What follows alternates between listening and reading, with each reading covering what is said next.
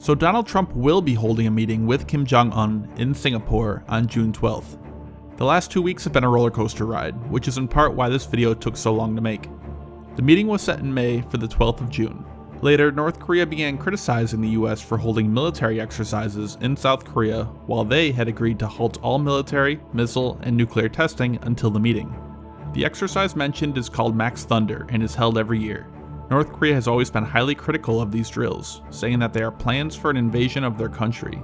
That, along with US National Security Advisor John Bolton's comments about, quote, Libya-style denuclearization, upset the North. For those who don't know, in December of 2003, after the US invasion of Afghanistan and Iraq, Gaddafi, the leader of Libya, announced that they would completely dismantle all of their weapons of mass destruction and related programs. Less than a decade later, the US and NATO launched a massive 7-month-long campaign of airstrikes to take out Gaddafi and his government, in support of the Libyan opposition. These events have been noted by many as a reason North Korea may not want to give up their nuclear weapons, as if they do, they face the threat of invasion with nothing to defend themselves. After North Korea's statement, Trump canceled the Singapore meeting. A week later, after the rhetoric had cooled down on both sides, Trump announced that the meeting is back on.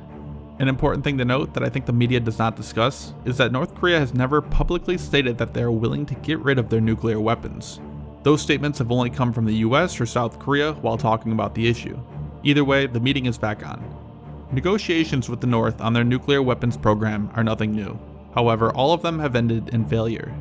First, in 1992, both Koreas signed the Joint Declaration of the Denuclearization of the Korean Peninsula, which North Korea later withdrew from.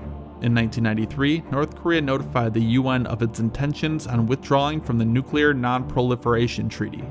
In 1994, former US President Jimmy Carter visited North Korea, setting the groundwork for the Agreed Framework, a deal to freeze North Korea's nuclear program, a deal North Korea ended in 2002.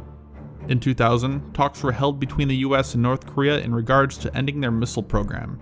Several rounds of talks were held. There was even discussion of President Clinton visiting North Korea. These talks eventually ended with no deal. Starting in 2003, several six-party talks were held between the US, China, South Korea, Japan, Russia, and North Korea, all of which ended in failure. In 2008, they demolished a cooling tower at Yongbyon, North Korea's primary nuclear power plant, claiming that they were dedicated to halting their nuclear program. In 2009, North Korea ended further six-party talks, and most recently, in 2012, North Korea agreed to let international inspectors visit, and they said that they would halt their nuclear program in exchange for US aid, a deal which North Korea later withdrew from. So, if history is any indication, it seems unlikely that the meeting will result in the elimination of nuclear weapons from North Korea. As I mentioned, North Korea has not definitively stated that they are willing to give up their nuclear weapons, and I do not see any reason why they would be willing to do such a thing. Nuclear weapons are the ultimate insurance policy. Never before have two nuclear powers gone to war directly, as either side will be capable of causing massive amounts of destruction to the other. The risk for each nation is too great, and North Korea has watched while other nations their size have been invaded and governments removed from power, for example, Afghanistan, Iraq, Libya, and to a lesser extent, Syria. None of these nations had nuclear weapons, and their weaker militaries, compared to that of the US, were powerless to stop them. And if North Korea gave up their nuclear weapons, they believed that they might end up the same way. Also, as mentioned earlier, the US airstrikes initiated by US President Obama on Libya in 2011, after they had gave up their nuclear program, and US President Trump ending the Iran deal, are two more reasons why North Korea may not want to enter into such an agreement with the US to disarm. So if they are not willing to give up their nukes, why are they so interested in having these meetings? First, a lot of people have talked about North Korea gaining legitimacy and better relations with the international community, and there's probably some truth to that. Also, the picture and video of Kim meeting with Trump can be used for internal propaganda. They are also probably facing pressure from China, as the whole issue has caused China issues diplomatically due to their support for the nation. They also may be expecting aid in the form of money or food in exchange for holding these talks, something that has been done in previous talks, and it is probably a combination of several of these. But I believe most importantly, what they really want out of these talks is a recognition of being a nuclear power. As I said earlier, I do not think they would ever give up their nuclear weapons, nor have they ever stated directly that they would. A lot of the statements coming out of North Korea on the issue have been deliberately ambiguous. For example, a recent statement on how they criticized Trump for following the same policy as previous US presidents on North Korea's nuclear program.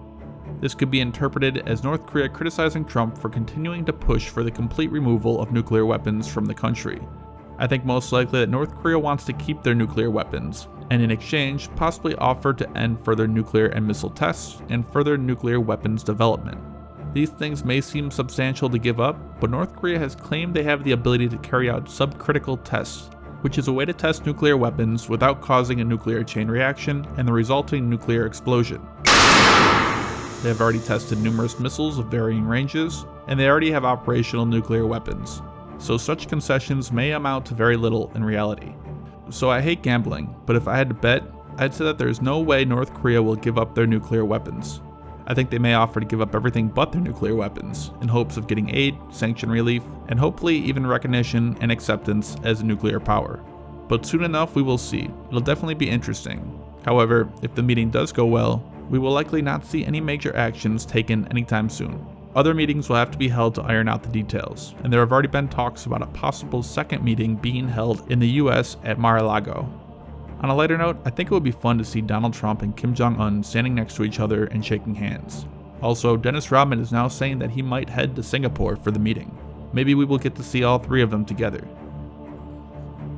Also, I feel the need to apologize for the long delay in videos in the last few weeks. I've been extremely busy, I just moved, bought a dog, and the ever-changing details of this meeting between Trump and Kim have forced me to keep rewriting this video several times.